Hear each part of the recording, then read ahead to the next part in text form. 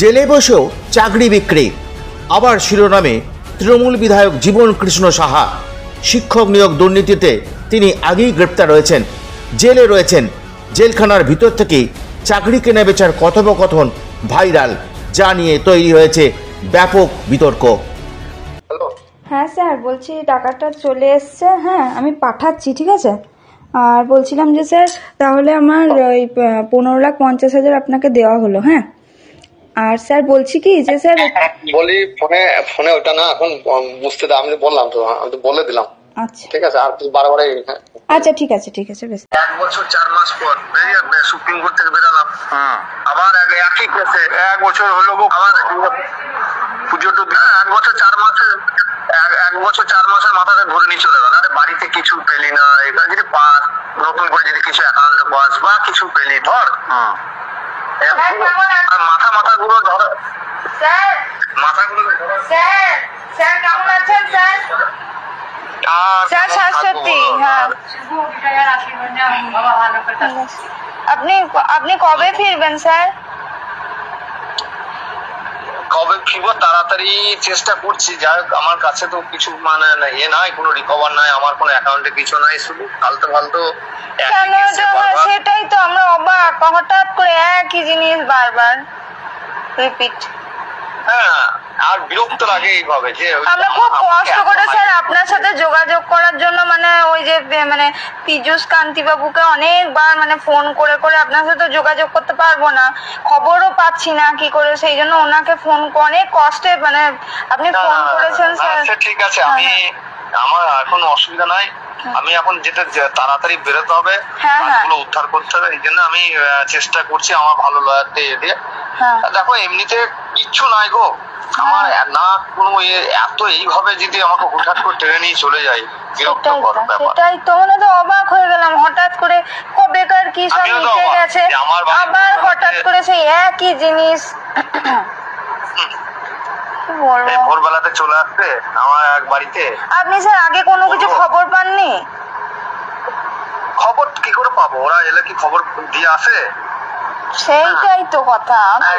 একবার সিবিআই দেখো, একবার একই মানুষকে কতবার ধরে, একবার সিবিআই ধরলো, একবার ইডি ধরছে, যখন ধরবি তো একসঙ্গে ধরে নে। সত্যি বাবা, মানুষকে এত হ্যারাস কেন করে এরা, মানে কি বলবো। সকাল 6টার সময় যে যাচ্ছে তাই একবারে যা তা। স্যার মনোজিতের সাথে কথা বলুন, করার চেষ্টা করছি, মিসেসকে পাঠাতে হবে, যে আমি করছি, ব্যবস্থা করে দিচ্ছি। আর বলছিলাম যে স্যার, তাহলে আমার ওই 15,50,000 আপনাকে দেওয়া হলো। হ্যাঁ, ভিডিও এবং অডিও জীবন কৃষ্ণ সাহা জেলের মধ্যে থেকে এই এক্সামের রেজাল্টেও যেভাবে প্রভাব খাটিয়েছেন, জেলে তো উনি ফোন ব্যবহার করছেন, জেলে গেলে কিচ্ছু হবে না, মমতা ব্যানার্জিকে সরাতে হবে। এই পার্থদের মতো চোরেরা, জীবন কৃষ্ণ সাহাদের মতো চোরেরা ইডি ধরে 5 দিন 10 দিন পিসিতে রাখছে তাদের কাছে, তারপরে তো জেলে পাঠাতে হচ্ছে। জেলে তো 5 স্টার ব্যবস্থা করে দিয়েছে, গরমকালে এসি, শীতকালে গরম জল, সব ব্যবস্থাই আছে এখানে। এবং আরো একটু ভিআইপি স্ট্যাচারের তৃণমূলের চোর হলে, লেভেল হাই চোর হলে, তাদের জন্য পিজি রুটবান ওয়ার্ড আছে। পিজি রুটবান ওয়ার্ড না থাকলেও সম্প্রতি পার্থ বেরোলো রবীন্দ্রনাথ ট্যাগোর RN টেগোর হসপিটাল থেকে মণিপালের, সেখানেও রাখার ব্যবস্থা করা আছে।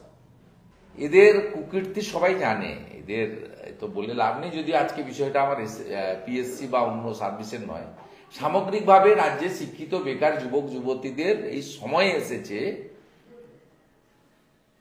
একে ওকে টানাটানি না করে মমতা ব্যানার্জিকে প্রাক্তন করার শপথ নেওয়ার। আর কয়েকটা মাস বাকি আছে।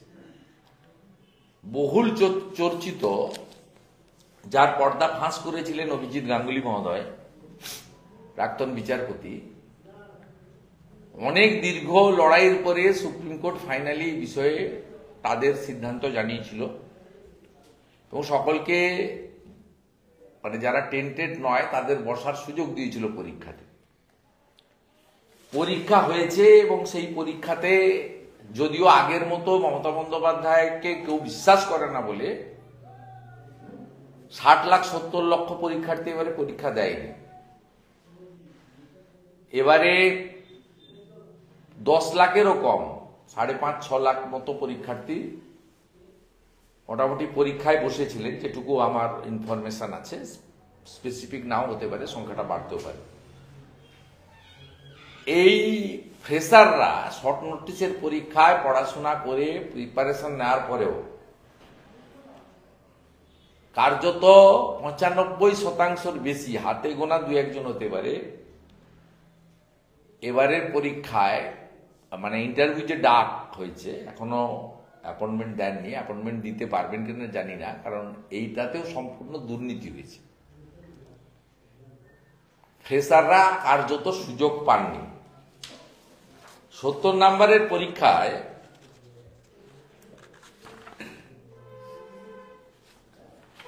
আপনার এক একটা সাবজেক্টে 60 পেয়েও ইন্টারভিউতে ডাক পাননি। শিক্ষিত বেকার যুবক যুবতীদের সঙ্গে যে প্রতারণাটা মমতা বন্দ্যোপাধ্যায় করেছেন, তার নেতৃত্বাধীন, তার পরিচালিত, তার অঙ্গুলি নির্দেশে এসএসসি করেছে, এই ক্ষমার অযোগ্য অপরাধ হয়েছে। অন্যদিকে টেন্টেড ছাড়া যারা পরীক্ষায় পাস করেছেন তারা ইন্টারভিউতে ডাক পেয়েছেন বড় সংখ্যায়, তারাও যে সকলে ডাক পেয়েছেন তা নয়। সাবজেক্ট ইংলিশের ক্ষেত্রে কোন বঞ্চিত যোগ্য শিক্ষক তারা ডাক পাননি। আমার কাছে সম্পূর্ণ তথ্য আছে এবং এটা প্রাথমিকভাবে আমি আপনাদেরকে রিয়াকশন দিলাম।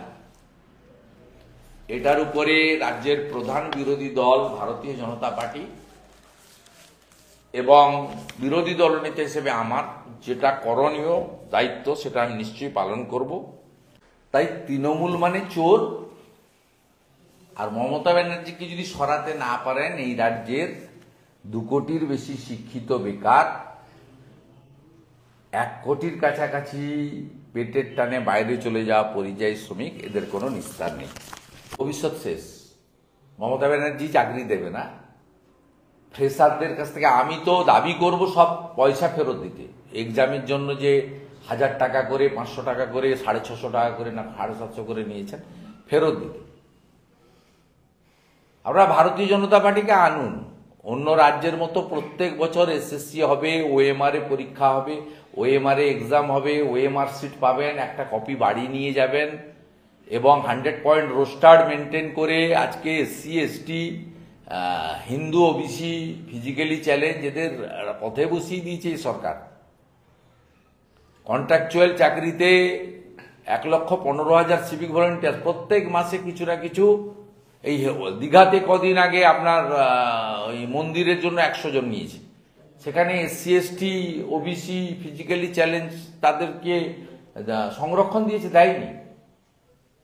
60-70 হাজার কন্ট্রাকচুয়াল সব অল্প অল্প বেতনে দিয়েছে, 6 লক্ষ পার্মানেন্ট পোস্ট অবিলেস করছে, 100 পয়েন্ট রোস্টার তুলে দিয়েছে। কার ক্ষতি করছে না এরা? প্রত্যেক দিন অধিকার, সংবিধান প্রদত্ত অধিকার ক্ষতি করছে। শিক্ষিত বেকারদের অবস্থা শেষ করে দিয়েছে, বয়সও পেরিয়ে গেছে। বিজেপিকে আনুন, আমরা বয়সের রিল্যাক্সেশন দেব। প্রথম 3 বছর অন্তত বয়সের রিল্যাক্সেশন দিতে হবে। যুবক যুবতীদেরকে শেষ করে দিয়েছে। শিক্ষিত যুবক যুবতী BEd pass, MA pass, honours pass শেষ করে দিয়েছে। এবং এই পরীক্ষাতেও প্রমাণ হলো জেলের ভিতরে থেকে জীবনকৃষ্ণ সাহা টাকা তুলছে। 50 টাকা লাগবে, 15.5 পেয়েছি। আপনি নিজে শুনুন, 16-11-তে। আমি কালকেই ইডির কাছে ফোন নম্বর ইত্যাদি পাঠাবো, যারা ধরেছে তাদের কাছে পাঠাবো। আমি দাবি করছি যে এই কেসকে ট্রান্সফার করে নিয়ে যাক অন্য রাজ্যে, এটাই তার ডকুমেন্ট। এখন প্রশ্ন, শিক্ষক নিয়োগ কেলেঙ্কারিতে গ্রেপ্তার হওয়ার পরও কিভাবে জেলের ভিতর থেকে যোগাযোগ সম্ভব হলো? কারা দিল মোবাইল? এ ঘটনায় প্রমাণ হচ্ছে শিক্ষক দুর্নীতি নিয়ে ইডি সিবিআই তদন্ত চালালো, চাকরি চুরি চলছে সমানে, শাসক যেন বেপরোয়া। আপনারা কি বলেন? জানান আপনাদের মতামত। ভিডিওটি লাইক, শেয়ার ও সাবস্ক্রাইব করতে ভুলবেন না। আরডিবি নিউজ, অন্যায়ের বিরুদ্ধে প্রতিবাদ, অন্যায়ের বিরুদ্ধে লড়াই।